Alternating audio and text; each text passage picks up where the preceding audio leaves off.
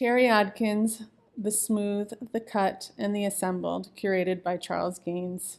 This exhibition is a collaboration between the gallery and the estate of Terry Adkins. Charles Gaines was a friend and collaborator of Adkins.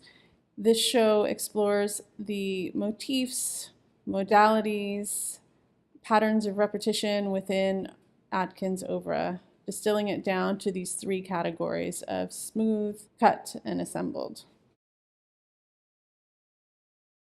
The exhibition is a 30-year survey of the artist's oeuvre.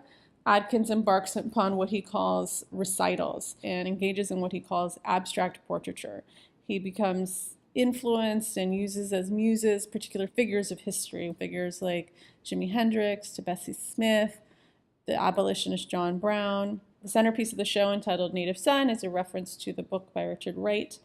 This large, beautiful, layered, feathered symbol piece is from a series entitled Ornithology, where Adkins was considering the life of Charlie Parker being the great jazz figure. When Charlie Parker was a young musician, one of his first opportunities to play was with Count Basie's orchestra. That was the biggest band of its time. And a young Charlie Parker gets on the stage and began playing. The drummer, Joe Jones, thought he sounded terrible and took a cymbal and threw it at his feet. And so the way in which this is activated, it's a program, which means that whenever it goes off, whenever the cymbals start clashing and playing, it's always abrupt and it's always startling. And it's low to the ground, echoing that experience that Charlie Parker had in terms of having the cymbal thrown at his feet.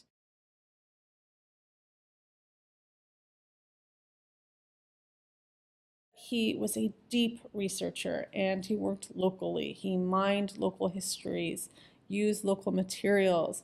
Terry made 9 exhibitions on the abolitionist John Brown. He sees John Brown as really being the catalyst, or one of the most important catalysts for the Civil War, with his failed attempted slave revolt. So on the floor we have 3 examples from those iterations of the John Brown exhibition.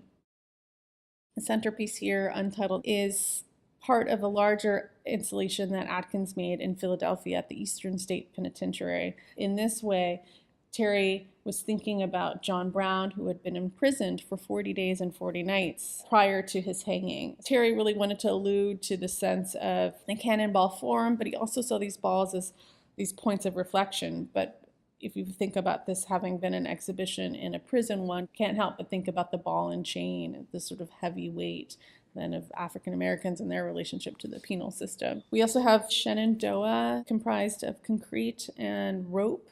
While in Akron, he visited the John Brown house, which is now a museum. There is a tree there that John Brown planted. It was a maple tree, and when Terry was there, they were preparing to take the tree down because it was dying. It was dying because there had been cement that had been poured within the tree. And Terry asked if he could keep the cement, and they allowed him to. So he made not just a memorial, it was a way of evoking the spirit, opening the opportunity for conversations. He talked about John Brown as a soldier, a shepherd, a prophet, a martyr. He was many things, not just a revolutionary. He was an incredibly dynamic person, as he saw all of the figures actually that he was exploring and investigating.